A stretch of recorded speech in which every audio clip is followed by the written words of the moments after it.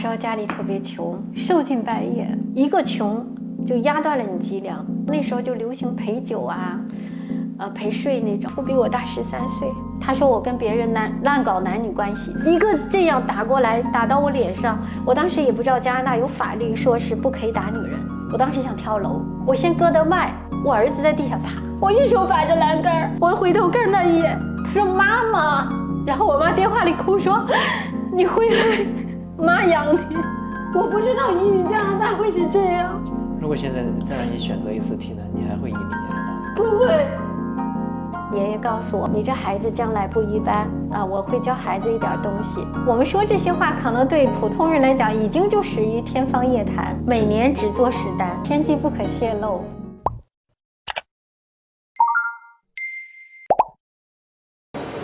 我现在呀是在多伦多的机场，马上要去见一位，我们采访了几百位移民啊，从来没有见过的这样一个职业的人。他是出生在中国最穷苦的农村之一啊，人生的起点没有选择，而且经历过非常极端的原生家庭环境，还有特别困苦的婚姻困境啊。他甚至寻过短见，但是今天他在多伦多过上了完全不一样的生活啊！他是怎么一步一步走出来的？他现在的职业又是什么啊？他这个现在过的生活又是怎么样的？咱们去听一听他的移民故事啊！而且呀，据说现在过上好生活了，他反而反问自己了啊！当初这个移民多伦多或者说移民加拿大究竟是不是一个正确的选择？为什么他这样想呢？咱们好好去问一问他。如果你或者你身边也有人想记录自己的移民生活啊，不论你是不是出生在最穷苦的农村之一，我们都愿意来到你的身边，帮助你记录。如果你喜欢类似的移民采访、故事记录，也别忘了订阅和点赞我们节目，好不好？话不多说，咱们现在就赶紧驱车去多伦多看一看他现在在干什么。走。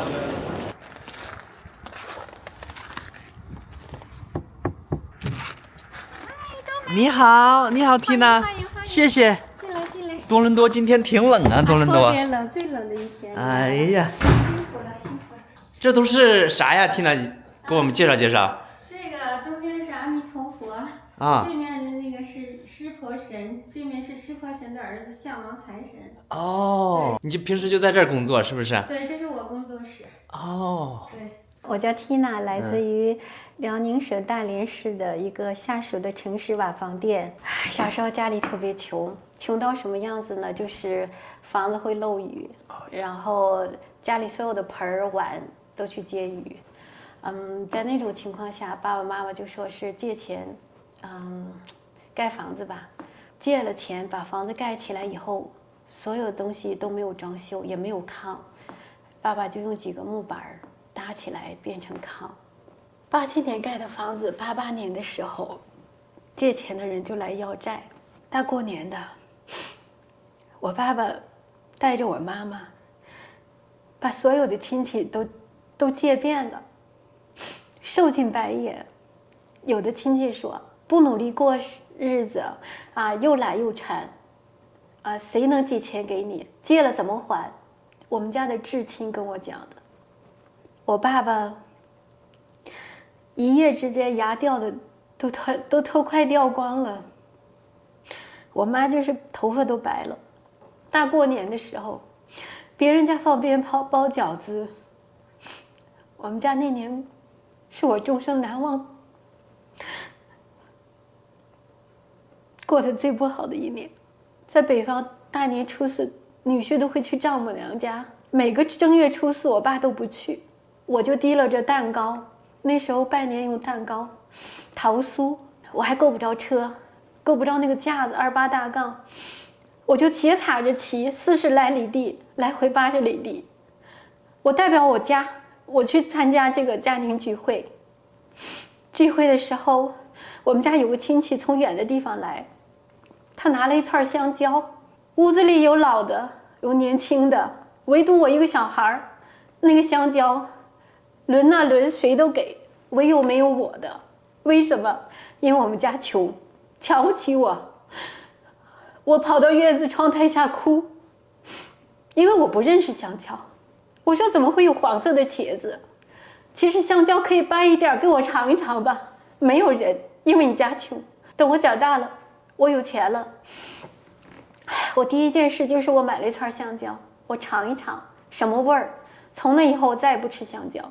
带你去多伦多最大的鲜花店看看。哦，我就喜欢没事的时候逛逛鲜花店。哦，带你看一看，有点中国年的感觉啊。真的是，你们多伦多这个华人可能太多了。对啊，基本现在买花都上他家来买。哦，Tina，是哎，你小时候第一次意识到家里穷，大概是什么时候？5、6岁的时候吧。咋意识到的？爸爸妈妈去姥姥家的时候，把我放到爷爷奶奶家，我妈妈要给他半碗米，是我中午的伙食。然后我夹菜，爷爷不让，你只给了米，不应该再吃菜。真的。后来我就问我妈妈为什么，我妈妈意思说，咱家没有钱，你爷爷都瞧不起你爸爸。这是你第一次意识到家里穷。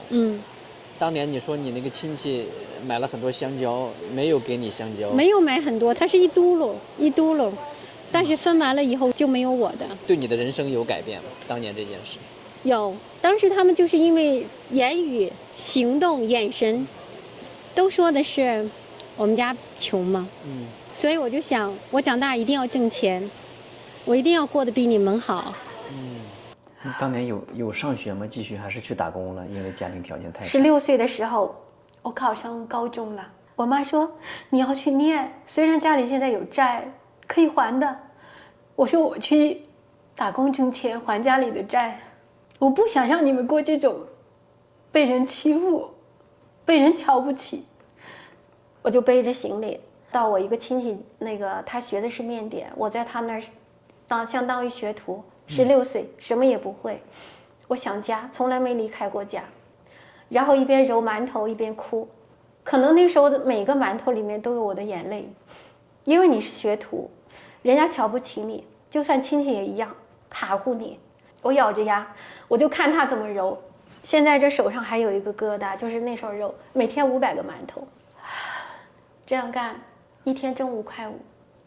挣5块5的时候，那时候都是开的现金工资，我就拿皮筋勒着，每3个月让我爸爸来拿一次，我爸就拿回去，给他还债。还完了以后，我觉得我要学习，我不想当一个服务员，揉馒头的这一生，我不想要这种出路，我就报名在我们大连有个工人大学，我去学大专。学大专的时候边打工嘛，然后在一个小饭店里，白天当服务员，晚上就睡在几个桌子拼的桌子上，就在饭店里睡。就在饭店里睡。饭店的对面就是那个工人大学，有时候去上课能方便一点。晚上饭店灯会关嘛，就上我们那有个中山广场，那里有个公园，我就会在那儿看书，一边读书一边蚊子咬，满身的包。我学的是旅游与饭店管理这个课程。我的目标就是说，我不想当服务员，我想当经理。后来我就去应聘经理。应聘经理的时候，一个小姑娘嘛，你又是外地的，有一些人就会欺负你。那时候就流行陪酒啊，陪睡那种。他说：“哎呀，那个小田儿，我姓田嘛。”他说：“小田儿来喝一杯。”我就揽着他的脖领，我把一杯酒就倒在他肚皮上了。哎呀！然后他就敲桌子，我也敲。我又不是卖的，你可以去找卖的。我的骨子里就是我不服输，我不妥协，你也不可以欺负我。吵架以后那就换地方了，也干了几年以后吧。后来我厌倦了，因为他觉得我是伺候他的，但我觉得人是平等的，我凭什么要伺候你？因为我学的是旅游与饭店管理，我可以当导游。后来我有一个阿姨，这个朝鲜族人，那时候韩国仁川港和大连就通航嘛，我就去接船，在那个码头上，大连码头接到客人，然后他们像东北3省啊，他们对那些很感兴趣。我呢只负责把客人带到那儿，然后呢再送到码头就完事儿了。这期间做了几年以后，这个阿姨就去韩国了，我呢就用攒的导游的钱，我自己就开了个佛具店。在这期间，因为我开店的时候认识我前夫的大学同学，我们俩是好朋友。聊天的时候他就问说：“田儿啊，你都30了，你怎么还不找男朋友？”我说：“你看看现在街上有哪个是好男人？好男人的标志，他说是什么？”我说不抽烟，不喝酒，不打麻将，不嫖女人，这是我的4样原则。如果有一个人能找出来，我就嫁给他。他咂不嘴说真的没有。我说是啊，所以我不找了，宁缺毋滥。为什么我不要抽烟喝酒的男人？因为从小我爸爸就喝酒，喝完酒，他不是睡觉，他耍酒疯，不是在家里关着门，他是在街上。我们家门前有个沙堆，他就在那里滚。哎呦，邻居那个眼神，我一辈子忘不了。你看你爸又喝醉了，那种笑话，那种瞧不起，因为我们家穷嘛，一个穷就压断了你脊梁，压断了你所有的担当。所以我爸宁愿躲在这种我喝酒，我喝醉了，麻痹自己，来逃避自己，自己应负的责任。我现在想明白，我当时是很瞧不起他，所以在成长的过程里，我一直在顶嘴，因为顶嘴我挨了很多打。家里那时候都大米饭，它是带沙子的，你淘洗根本淘不出来。我妈累一天一样的干活，累一天做米饭的时候，她就开始骂了：“你妈的怎么样啊？米没弄干净。”我妈每顿饭都是这么合着眼泪就闷着肚子里，所以她就是一吃饭打嗝，一吃饭打嗝。直到今天我妈都有胃病，我还有个弟弟，因为我就护着我弟弟，我弟弟也不去争，我就争。你凭什么骂我妈妈？我就挨打，挨打最严重的有一次，他喝醉了躺在我们北方的炕上，啊，你妈的怎么样骂我妈？然后我就说，你凭什么骂她？她嫁给你有什么错？她长那么小，我妈才1.5米，我爸快1.8米，然后他就开始骂我了。骂我的时候，我就顶嘴。我妈说你快走。我爸下去把1桶汽油就从我头淋下来。哎呀，我爸就拿打火机，我今天烧死你。我妈就推我，我从窗跳出去，我爸也跳出去，我弟就拉着我跑，我跑到山坡上躲着。我妈和我弟就把我爸叫回去，哄着他睡着了。那天的晚饭也没有吃，大概9点多吧，我回去了。这都是我小时候成长的经历，一直到今天，我晚上有时候也会惊醒。所以说原生家庭是什么？像我选择择偶的时候，我说不要吵架，也是我的一个标准。你说你30岁之前没正经谈过朋友，是因为打小你爸对你家暴，你对男人没有安全感，还是因为说你穷没有自信，是什么原因？没有安全感，主要是没有安全感。没有安全感。对男人没有安全感。穷不是没有，穷不怕的。可能看过身边人的婚姻不稳定，可能朋友啊，包括一些亲人啊、亲戚啊，身边的我所了解的，相信每一个人结婚的时候都想从一而终。后来因为各个原因，他最终都不能从一而终，所以我对婚姻不相信，不相信。前夫比我大13岁，就见了2次面，他就说这个小姑娘挺好的，挺简单，挺单纯，不像那社会的人。因为我也不会化妆，我也没打扮的那么花里胡哨。他说这个女孩不化妆很难得，见了2次面就定下来了。你当时喜欢他哪儿？没有喜欢。我没有处过男女朋友，在他之前，我也不会恋爱，我也不知道说什么，我什么都不知道，我们就结婚了。我清楚的记得是2005年的农历2月初2这天，我们俩结婚。他是干啥的？他是加拿大籍，然后他读的是什么煤矿石油那个专业的。加拿大籍去中国干嘛了？他回中国其实可能就是找老婆吧，我不清楚。就是找老婆去了。其实应该是找老婆，因为他年龄大了嘛。他是加拿大的华人，是不是？加拿大籍华人。然后呢，他同学就跟他说：“小心啊，你小心当搬运工。搬运工的概念就是来了跑了你。来了就跑了。我不认为我来跑，因为我觉得如果没有感情基础，可以像个家人处呗。但事实不是这样，来了才知道。你从认识你前夫到跟他在一起，大概用了多长时间？算闪婚吗？你闪婚？大概40来天结婚。40多天，你从认识到对，这个好像跟你刚才说的矛盾。你说你不信任婚姻，完了认识一个男人不到40天就结婚了，这因为多矛盾吗？当时是妈妈催我结婚，老是让我结婚。我当时想说啊，找一个不抽不赌不嫖不喝的男人结婚吧，也算是堵住爸妈的嘴，是不是这意思？就这个意思。给我感觉就是太大压力，催婚的压力，随便找个人嫁了吧，反正一个人过日子，两个人过日子就这样了。那你当时跟他在一起的时候，你有没有因为他是加拿大人，有个加拿大身份？没有，完全没有这方面。没有，我不认为他加拿大人、大连人、中国人有什么区别，他都是男人，他只要是能结婚，我们一起生活就好了。我们办了结婚以后，他就回来了。回来了以后，我就怀孕了。怀孕我一个人在中国，一个人去产检，一个人去做所有的事情。因为我孩子还没到预产期，他就出生，因为我的心脏不行。我弟弟和妈妈陪我剖腹产。那天是个小雪天，11月28号。你知道医院的产床像个杀猪的那个垫子一样，是个白钢的。我在那里躺着，是光光的。然后我很冷，我心里也冷，我身上也冷，因为他们还开着窗。我握着护士的手，我说：“你能让我握着吗？我很害怕。”他说：“你不要碰我。”他们聊天，你知道聊什么吗？今天鸡蛋便宜了，昨天6.8块，今天是6.5块。我就像一个待宰的羔羊和一个猪一样在那躺着。我真的这一辈子我都难忘当时那个场景，包括现在。坐月子满了以后会去给孩子买，因为他小孩小长得快，去给小孩买衣服。我的前夫打电话给我说：“你干什么去了？”他要看紧我。因为他同学给他的概念就是年轻会跑。我说我去给孩子买衣服，买什么买衣服？披个袍就长大了。我说你的孩子你不爱他吗？他能披个袍他就能长大吗？就在电话里跟我吵。那时候孩子才出生40来天，他就吵，远隔万里之遥，这个女人还给你生孩子。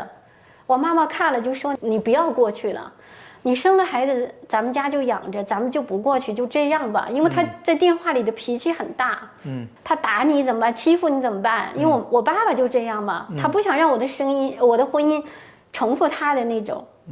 当时你还没有加拿大身份，是不是？我什么也没有，因为他在办理申请。在办理申请的，我说没关系，妈给我3年时间，如果真的弄不了了，我再回来。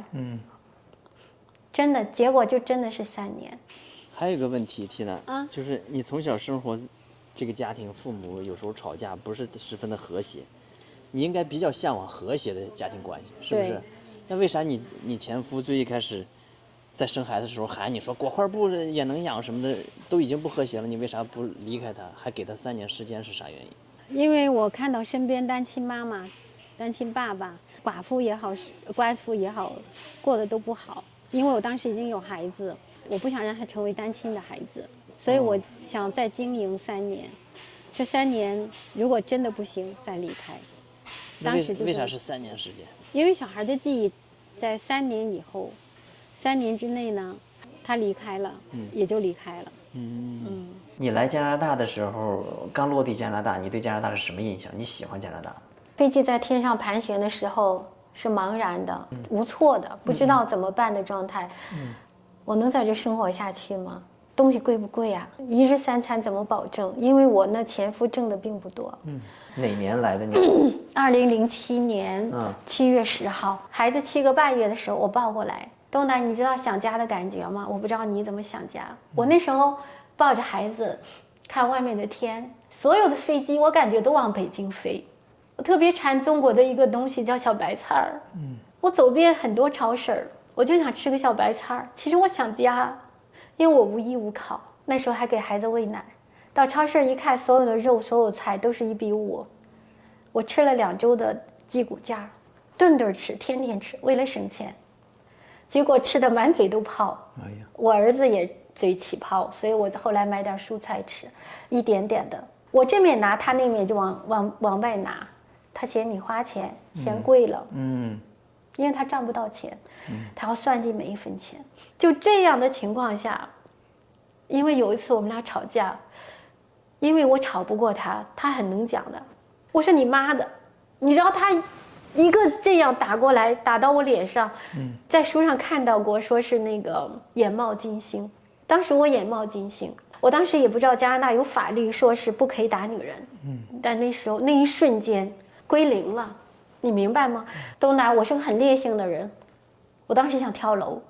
我住的那个地方是3楼12号房间，我先割到外，拿了一个面包刀，它不快，拿菜刀我也不知道是这么剁还是我试了几下，它出血了，但不多。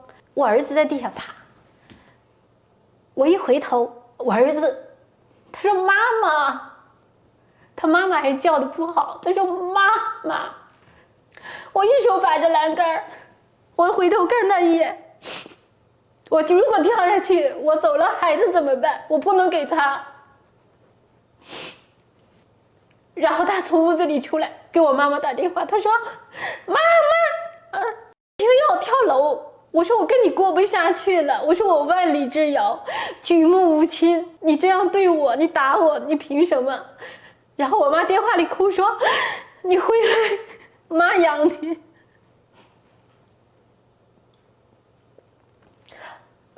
我就把那个手放下，我抱着儿子，我说咱俩不过了。他说咱俩试试再过一下，因为中国的传统说孩子没有爹怎么办？我也想啊，孩子没有爹怎么办？好吧，再试试。但伤了心了，那个雷真的终生难忘。最让我瞧不起的地方，你知道他是什么吗？他说我跟别人乱搞男女关系。他在电话里跟那个，因为我们俩有共同的朋友，是通过他我来了以后认识的。他跟人家阿姨说，你知道吗？要让你一个女人服软，就说她有男女关系，给她泼脏水，她就得老老实实听你话。我的性格不是这样，我就把门推开了。我说你说什么？你听见了他打电话时候？他打电话说的。他的心里就是一直 PUA 我，就是你不要离开我，你不行，你离了我不行。我这个性格就是逆反的，我不怕的。然后他在楼梯的地方指着我的鼻子，你离开了我就杀了你，然后我要让你在多伦多混不下去，我要臭败死你。我就笑着跟他说，我就这样说，我说谢谢你，你放心好了，你死了我都不会死，我要在多伦多混得风生水起。你这所有这些东西都是从中国运过来的？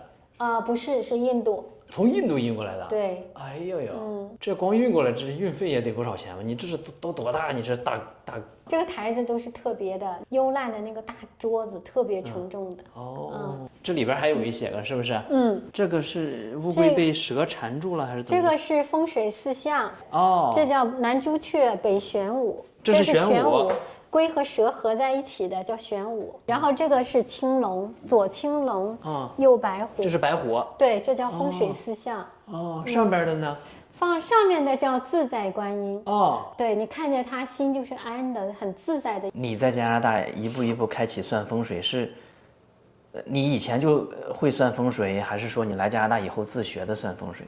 这是我小时候发生的一件神奇的事情。每到就是秋收了以后，就是秋冬季啊，黄河决堤，山东边上那些人他就组队儿出来要饭。大概在我6、7岁，具体的时间我记不得，但一定是冬天。一帮人，有老爷爷，有奶奶、老奶奶，这个阿姨那种年龄，10来个人想借宿，我们邻居都不给。我爸说这么冷天能冻死人，在外面睡，我爸就把我们的炕就倒给他们，他2个人到我奶奶家借宿，每天就在我们家住，在我们家吃。然后这里头就有老爷爷就生病了，我就对他很好，然后他就说那个你这孩子将来不一般，跟我爸爸说我会教孩子一点东西。老爷爷就教我去看气，看天气，看人身上的人气，看地气，他教我看3气。老爷爷大概住了很长时间，然后就走了。他还会在梦里教我。其实那时候老爷爷就可能这个身体就不在了，可能他就一直教我。算风水是你在中国就已经开始涉足了，还是来加拿大以后才开始给别人算的？在中国呢，是像用句话说，专业的讲话叫玩票吧，就是谁家要丢个蛾子呀，狗被谁拿去了，都能看得到，感觉得到。我就跟他说上谁家。从多大开始做这些事的？在15、16岁吧。15、16岁你就开始了？对啊，我小时候那个老爷爷教我的东西，都在我的脑子里啊。这不是人脑子能记住的，就是会出现一些画面。对。那最一开始那次是怎么的？别人就知道你会算？在我上初中的时候，那一年就老爷爷就灌东西吧，就是往脑子里灌东西。隔空给你灌，因为他已经不在。他应该不在了，是我觉得。对啊，从那以后我再没见过他。就头疼，每天都头疼，就是要休学1年。休学1年就在家里待着，待着时候我就跟我妈妈说，谁说你话。我说谁家里的蛾子丢了，谁偷的，然后他们家会怎么样，就闲聊嘛。那你给他们算这些个，比如说他家丢鹅了，他家丢狗了，算完了都找到了吗？就是那样啊。真找到了。对啊。你是怎么算的？就是你一算的时候，那个爷爷就告诉你这个鹅应该在哪儿，这个狗应该在哪儿，还是怎么的？不是啊，脑子里就会看见这个鹅在哪儿。有景象了。有景，我是眼前有景的。啊，比如说这个鹅在那个河边呢。Yes。那个狗在老王家呢。没有，那个狗它是给偷着，半夜吊死，吊在树上，然后给扒皮的。你这都有景象。我看见的，就是不是我的眼，不是我的眼，是真的看，就是看见，但不是我的眼看见。我知道，我明白你的意思，就是你脑海里有这个景象。包括现在。我要干什么都是爷爷告诉我，明天会遇见谁都是老爷爷告诉我。我本人是个普通的人，和你一样。但是在我工作的时候是老爷爷来教我的。就老爷爷现在还是这个老爷爷，一直还有别的老爷爷，就是老奶奶什么都有。说起来可能大家都不信，但是真的就是这样。有没有算不准的时候？比如说别人找你来，你这个景象不准，有没有这时候？我不是吹牛讲，现在还没遇到。全准。慢慢的就在你们农村传神了，是不是？传神了，对，传开了。要不就给他看，要不就给他看。对，但我不看，爸爸不让看。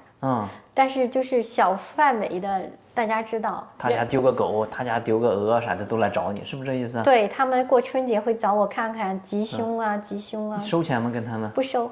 就是免费的。对，免费的。邻里邻居的，是不是？So nice to meet you after such a long time. How are you? Hi. Great to see you.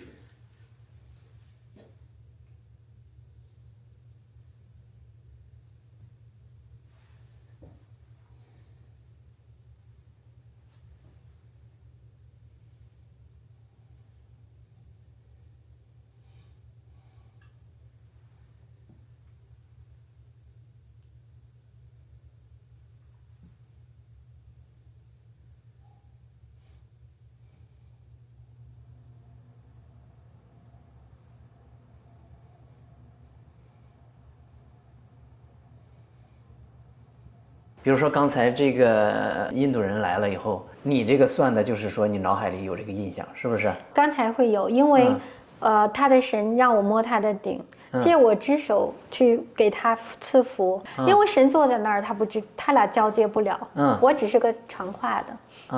当时神就到你身上了，是不是这意思？对，大概的意思。那你告诉他那些个私人的话是神让你告诉他的？对，不是我个人添加感情色彩说的。是神借你的嘴说的，还是神把这个画面放到你脑海里你说的？神把画面放在我的脑海里，但是赐福那一瞬间是神力，不是我的力。这个神是什么样一个神？湿婆神。湿婆神就是刚才你算印度人这块就成了湿婆神了，算别人的时候是那个老爷爷告诉你的画面，是不是这意思？对，我的师傅有很多，因为老爷不一定是谁告诉你，是不是？那你这个算命是各种神告诉你，风水呢摆风水，比如说这个要摆哪儿，那个要摆哪儿，也是各种神告诉你。不是，他是一个老道士。神这摆风水又成老道士了。对，这个老道士是真实存在的还是？真实存在，他是历史上的名人。是谁？我不能说。还不能说。不能说。这是个秘密。不能说。我不是说怕你说，也不是说秘密，因为我们说这些话可能对普通人来讲已经就始于天方夜谭。我再去依附于某个名人，让人家觉得我是在依附于他。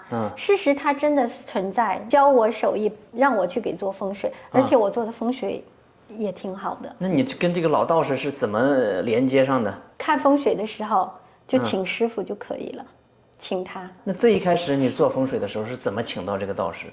师傅会告诉我，我给你介绍个师傅，这个师傅是管风水的，哪个师傅告诉你？就最早是老爷爷，也是老爷爷介绍你的。老爷爷介绍这个人到我这里，哦，然后受香火供养。哦，我也供养很多师傅嘛，就这个意思。我不知道你懂不懂，就是最早有老爷爷，老爷爷会说，把这个道士师傅介绍给你，你以后他就是专门做风水的。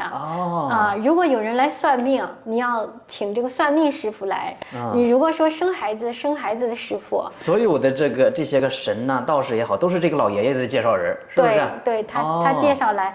我们现在去一个客户家里，因为我给他摆的风水，我现在看一下他做的怎么样，符不符合标准。就这家哈。是。这是大宅呀，这个。还行。上百年的房子了，这是。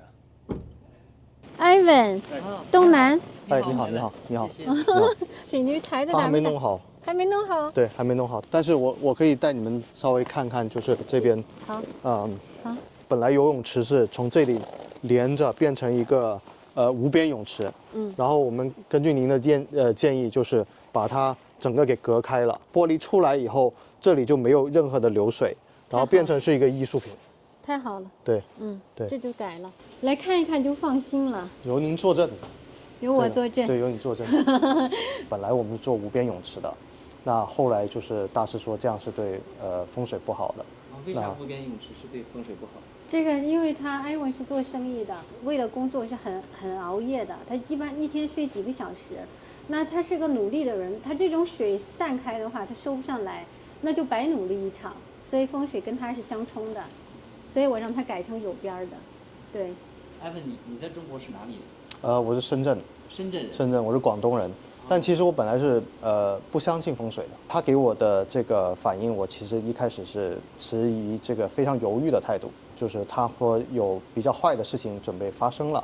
那确实后来发生了。这个事情的细节方面说吗？还是不太？其实就是一个商业上的这个纠纷。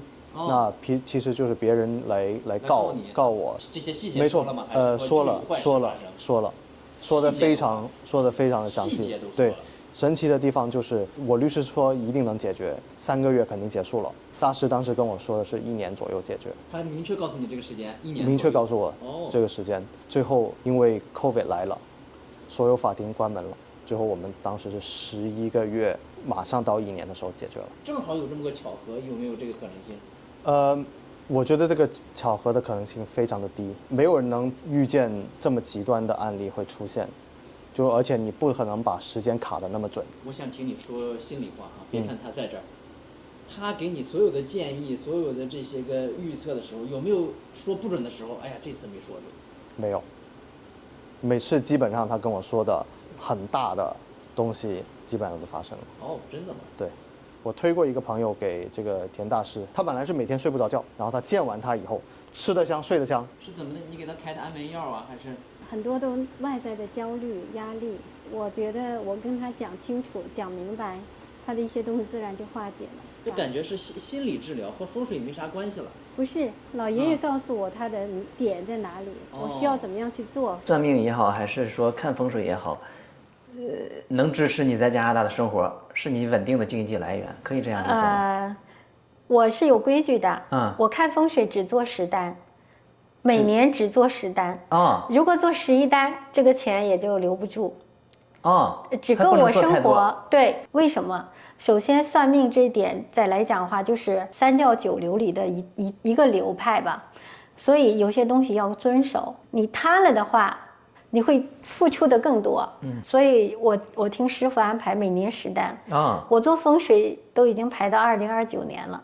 都排满了？没有排满，还可以安排，但是最远的都可以做到那个时候。一单你收他们多少钱？不一样的。这个都是私聊。那你1年就做10单风水，我猜这个单价应该不止几百块钱。那你几百块钱1年10单，你才几千块钱，你这养活不了自己呀。可不可以这样理解？虽然你不说多少钱。不是，我不想告诉你，因为这也是秘密。不叫秘密，这是因为因人而异，因事而异，没法有个定标。咱也有个大概的范围吧，几十块、几百块、几千块还是几万块？那真的没法说，因为他请的东西不一样。那他一个可能1000块，有的可能1万块。甚至10万块，他没有法儿定价。对，除了风水还有算命。算命没有这个一年只能算没有多少要求，很多人就是算流年嘛，像今年也一样，特别流年是啥意思？流年就是说1年12个月啊，这12月都怎么地，是不是？对，正月份呢就是这一年的运关运门开，2月份会发生什么，3月份会发生什么，卦一打开12个月，趋吉避凶，这些东西都是一年算流年，那么一个人收费是500。但我现在因为我觉得26大家都不好，我就说一人收费300就这样。안녕하세요。안녕하세요。我给他摆的风水之一。对。这是啥意思？从门口往家里叫财运滚滚。So Chris, do you know what's that mean? No, not the meaning though. Oh, you don't know what's that mean? 再来，他自己都不知道是啥意思。他自己不知道，因为他是韩国人，他太太是中国人，我跟他沟通起来麻烦。当时跟太太说得很清楚，对，太太今天不在家。Your face look as good. Thank you. Money, good luck. So like from here, this is all the items, basically that protect our house and from our thing. What is this? This is our Buddha that we take care of at home. I was actually a non-believer. Oh, okay. Yeah, when my wife first brought it to me, I actually said, no, we're not gonna do anything like that. So I don't know what occurred, but then I think I came across the most difficult time in my life in my work. Right. And then my wife actually just suggested, and I'm open to suggestions, so I tried it. I met with Tina. After that, I felt a little bit more comforted. And then we started more and more, and then just saw the results. Let's imagine maybe you, when you met the difficulties, your wife introduced you to Jesus Christ. Maybe you are a Christian right now. Right. I can see that, but then also the result have to be followed, right? So I actually used to be a Christian. I used to go to church. Yeah, I used to go to church. I used to believe in Jesus Christ. I used to go Sunday every prayer. I'm a very result-oriented person, I gotta say, right? If something happens and I see the result for it, yes. So you're not a Christian anymore? No, not anymore. Why do you think it's the Buddha or the feng shui helping you? It's not the God helping you? I feel like it was meant to be that I met my wife. She's a Buddhist and she believes in Buddhism and she believes in feng shui. So I felt that there was a course of life that I went through, and it was meant to be that I was to meet her. Oh. Right? So it was meant to be for me to eventually convert. Oh. Right. Okay. I don't know. Well, life happens, you know? 你来加拿大以后，你的家人情况怎么样？他们都？在这期间，我回中国，给我妈妈家旁边盖了一处房子，我弟弟就帮我跑前忙后，他工作就不干了，然后我说你在家照顾父母，生活费姐姐给你出。中国话说父母在不远行，他就替我尽孝吧，我就这么想。弟弟爱钓鱼，经常去开车钓鱼。有一天，他去钓鱼的时候，在一个水库边上有高压线，那高压线那个皮正好掉了就是开胶了那种。然后他的鱼竿正好打到开胶这个地方，哎呦！然后一下子就触电身亡，立刻当场就没了，当场就没有了，人就没了。我弟去世今年已经13年了。哎呀，理论上来说 ，Tina， 你能够算命，或者说这个能够看到一些别人看不到的东西，你在你弟弟出事之前，你没有看到他会触电身亡这件事。我从来不钓鱼，他出事那年我疯狂的钓鱼，带着老公孩子，一到周末周六都去钓鱼，我不知道为什么，一定有原因，我不想说，到今天我也不想说，你明白我的意思吗？我不明白，我你不明白，不明白啊。天机不可泄露，有些事我知道，但我不能说出来。你的意思就是你弟弟出事之前，其实你已经有预测了，是不是这意思？对。但你不能说，我不能说，到现在我什么也没说。为啥不能说？那是你弟弟啊，那一条生命啊。不可以，旁边人也会问我这个问题，他们心里想什么我知道的呀。会说你会算你弟弟怎么没了。我不想解释，我也不想回答。如果可能拿100万买一条命，我宁愿拿100万买命。但有些事是我不能触及，我不能碰撞的。我也只能是能做到善后的事情。如果他活着，他会干什么？你刚才聊到你弟弟这个意外去世这件事，你说你知道，但是不能说，是你的客户你能说吗？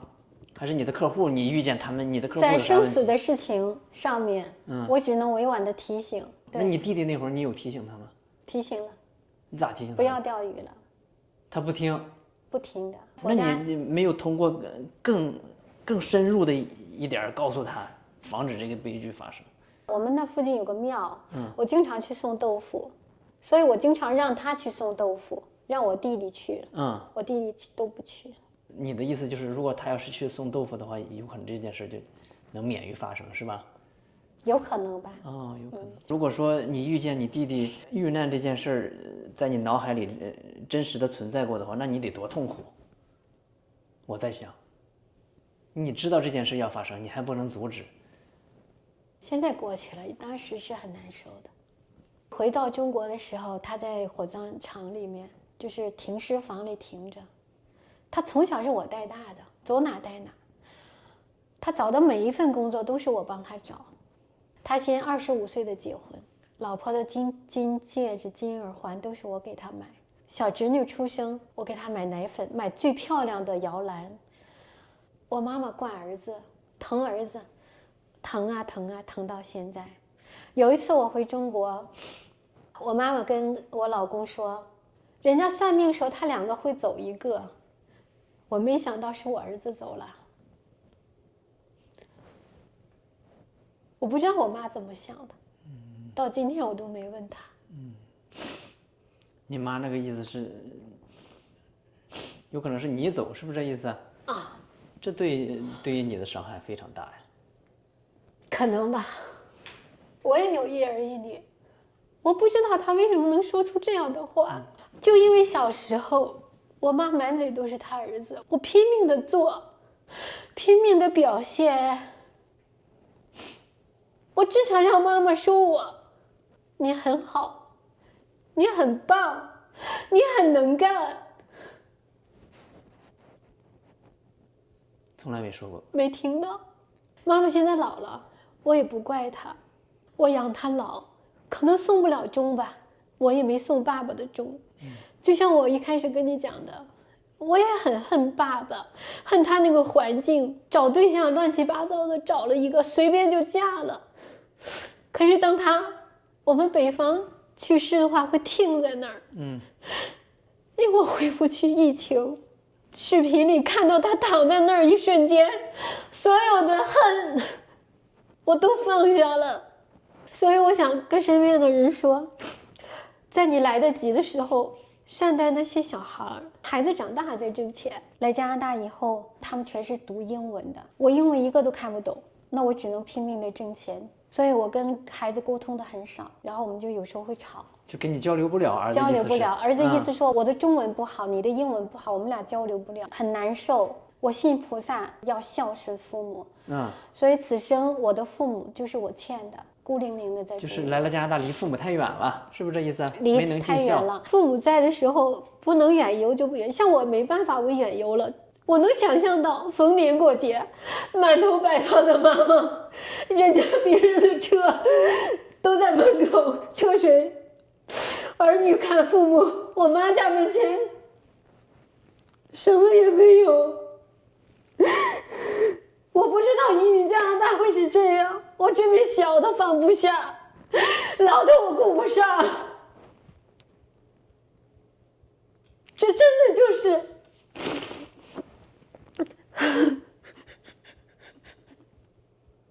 如果现在再让你选择一次替呢，你还会移民加拿大吗？你觉得？不会，不会。我们现在是什么？入不了的他乡，回不到的故乡，就是一个飘着的浮萍。你说此生我带2个孩子在中国也会过得平平常常，现在加拿大也平平常常。移民加拿大干嘛来了？当初来的时候是投奔我的前夫，可是他所给我的是伤害，除此之外没有别的。但加拿大是个好地方，我不为现在移民后悔，我一定会在这里看着我孩子结婚生孩子，两边跑吧。等到妈妈不在的时候去旅游。